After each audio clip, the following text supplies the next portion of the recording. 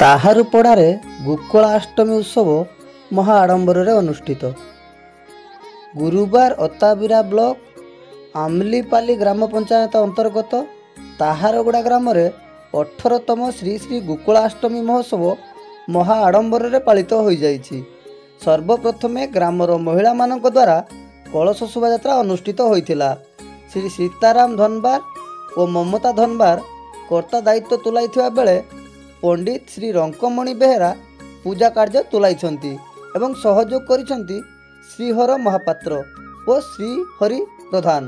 ପୂଜା କମିଟିର ସଭାପତି ଶ୍ରୀ ଧନୀରାମ ଦାସ, ଉପସଭାପତି ଶ୍ରୀ ଶିବ ବାରୁ, ସମ୍ପାଦକ ଶ୍ରୀ ବଳଦେବ ଟପ, ସହ ସମ୍ପାଦକ ଶ୍ରୀ ଚୈତନ୍ୟ ହର, କୋଷାଧ୍ୟକ୍ଷ ଶ୍ରୀ କମଳାକାନ୍ତ କୁମ୍ଭାର, ସହ କୋଷାଧ୍ୟକ୍ଷ ଶ୍ରୀ ରିଙ୍କୁ ଟପ ତଥା ସଦସ୍ୟ ଭାବେ କାର୍ଯ୍ୟ କରିଥିଲେ ଶ୍ରୀ ଶଙ୍କର ବାରୁ, ଶ୍ରୀ ସୁବାସ ମହାନନ୍ଦ, ଶ୍ରୀ ଗଣେଶ ଟପ, ଶ୍ରୀ କୈଳାସ ମେଙ୍ଗ୍ରା, ଶ୍ରୀ ମଙ୍ଗଳୁ ହର, ମନୋରଞ୍ଜନ ସକାଶେ, ସହାସପୁର ଝାରସୁଗୁଡ଼ାର କୃଷ୍ଣଗୁରୁ ଭଜନ ଦଳ ଓ ରାତ୍ରିରେ ଜଟଲା ଶ୍ରୀଗିଡ଼ାର ନାଟକ ପରିବେଷଣ କରାଯିବ। ଏହି କାର୍ଯ୍ୟକ୍ରମରେ ଅଞ୍ଚଳର ହଜାର ହଜାର ଦର୍ଶକଙ୍କ ସମାବେଶ ସକାଶେ ଅତାବିରା ପୁଲିସ ଦ୍ୱାରା ଶାନ୍ତି ଶୃଙ୍ଖଳା ରକ୍ଷା ପାଇଁ ପଦକ୍ଷେପ ଗ୍ରହଣ କରାଯାଇଛି। ସମସ୍ତଙ୍କ ପାଇଁ ଅନ୍ନକୂଟର ବ୍ୟବସ୍ଥା ମଧ୍ୟ କରାଯାଇଛି।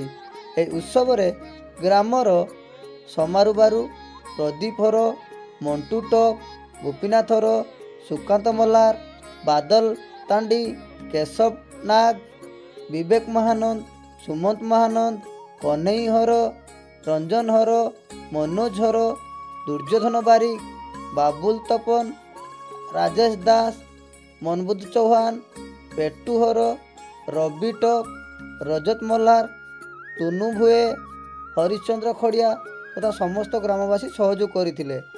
ଆସନ୍ତାକାଲି ଭସାଣୀ ଶୋଭାଯାତ୍ରା ଅନୁଷ୍ଠିତ ହେବ।